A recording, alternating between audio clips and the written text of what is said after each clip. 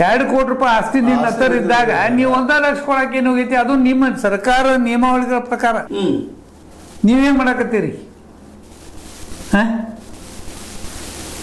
ಆಮೇಲೆ ಈ ಪ್ರೈವೇಟ್ ಅವ್ರು ಕೊಡ್ತಿರ್ಲಿಲ್ಲ 120 ಕೋಟಿ 130 ಕೋಟಿ ರೂಪಾಯಿ ಕೊಡ್ತೀರಿ. 10 ಎಕರೆ ಜಮೀನು ಅದಾವ ಅವರು. ಅವು ಎಷ್ಟು ಮಟ್ಟಿಗೆ ಅವ್ರ ಹೆಸರು ಅದಾವ ಇಲ್ಲ ಗೊತ್ತಿಲ್ಲ. ಬೇಕಾಗ್ತದಾವ.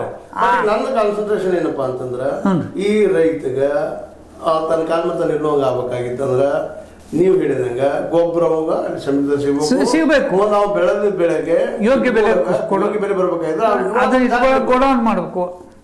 ಇವು ಮೇನ್ ಇವೆರಡು. ಹೌದೌದು. ಇವ್ರನ್ನ ಪ್ರತಿ PKPS ಗೆ 2 ಗೋಡೌನ್ ಮಾಡಿ ಕೊಡಿತಪ್ಪ ಅಂತಂದ್ರೆ ರೈತಗ ದೊಡ್ಡ ಹೆಲ್ಪ್ ಈ ದಿಶೆಯಲ್ಲಿ ನಾವ ಏನ್ ಅನ್ನಕತ್ತಾರ್ರಿ, ರೈತರ ದೇಶದ ಬೆನ್ನೆಲು ಹೋಗ್ತಾರ. ಅವನವನ್ನ ಅದನ್ನ ಮುರಿದು ಸತ್ಯಾನಾಶ ಮಾಡ್ಯಾರ. ಏನಿಲ್ಲ, ಯಾಕಂದ್ರೆ ಮೊನ್ನೆ ಒಂದು ರಿಪೋರ್ಟ್ ನೋಡಿದ್ ನಾನು ನಿಮ್ಗೆ ಹೇಳುವಂತದ್ದು.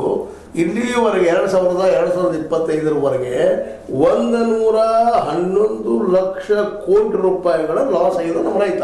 ಹೌದು, ಬೆಲೆನೇ ಇಲ್ಲ. ಸಾವಿರಾರು ರೈತರ ಫ್ಯಾಕ್ಟ್ 50-55 ಲಕ್ಷ ಜನ ರೈತರು ಆತ್ಮಹತ್ಯೆ ಮಾಡ್ಕೊಂಡ್ರ ದೇಶದೊಳಗೆ. ಇದು ಜವಾಬ್ದಾರಿ. Who is the responsible person of this all? ಅಲ್ರಿ, ಈಗ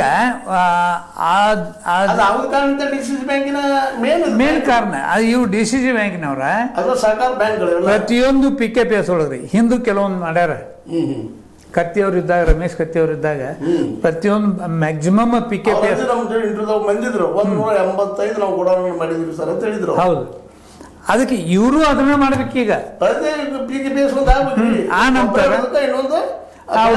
ಬೆಳೆ ಇಡಕ ಇದರಿಂದ ನಿರುದ್ಯೋಗ ಸಮಸ್ಯೆ ನಿವಾರಣೆ ಆಕತಿ. ಯಾಕಂದ್ರೆ 2 ಎಂಪ್ಲಾಯೀಸ್ ಹಾಕಾರ ಮಾತಾಡಿ ಗೋಡೌನ್ದೊಳಗ. ಇಬ್ಬರಲ್ರಿ, ಅಲ್ಲಿ ಗೋಡೌನ್ ಮಾಡಾಕ 10-15 ಜನ ವರ್ಕರ್ಸ್ ಹಾಕರ್ರಿ. ಹೌದು.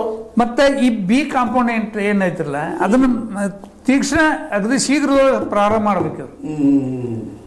ಅಂದ್ರೆ ರೈತಗೆ ಒಂದು ಸ್ವಲ್ಪ ಯಾಕಾಗತ್ತೆ, ಉಸಿರಾಡಕ್ಕೆ ಶಕ್ತಿ ಬಂದಂಗೆ ಆಕತಿ. ಇಲ್ಲ, ನಿಜವಾಗಿ ದೇಶದ ಎಕಾನಮಿ ಏನ್ ಇದ್ರ ರೈತನಲ್ಲ. ಯಾಕಂದ್ರೆ ಎಂತ ಕೋವಿಡ್ ಎಲ್ಲಾ ಇಂಡಸ್ಟ್ರಿಗಳು ಮಗ್ಗ ಮಲಗಿದಾಗ 0 ಕೆಳಗಿದ್ದಾಗ 3.5 ನಮ್ಮ ಗ್ರೋತ್ ತೋರಿಸಿದಂತದ್ದು ಅಗ್ರಿಕಲ್ಚರ್. ನಾವು ಬದುಕಿದೀವಿ ಇವತ್ತು. ರೈತರು ಅಕ್ಕಿ ಯಾರು ಅಪ್ಪನ ಕೊಡ್ತಾರೆ?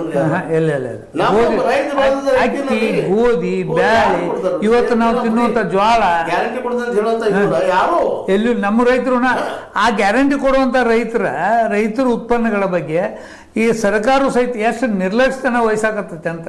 ನಿರ್ಲಕ್ಷ್ಯ ಅಲ್ರಿ, ಅವರು ಒಂದು ಯಾವುದೋ ನಡಿಕಿನ ಮಿಡಲ್ ಮ್ಯಾನ್ಗಳಿಗೆ ಹೆಲ್ಪ್ ಮಾಡೋ ಸಲುವಾಗಿ ಸರ್ಕಾರಗಳು ತಮ್ಮ ಪಾರ್ಟಿ ಪಡಿಸೋ ಸಲುವಾಗಿ ಇಂಥದ್ದೆಲ್ಲ ಮಾಡಾಕ್ತಾರ ಅಂತ ನಮ್ಮ ಅಭಿಪ್ರಾಯ.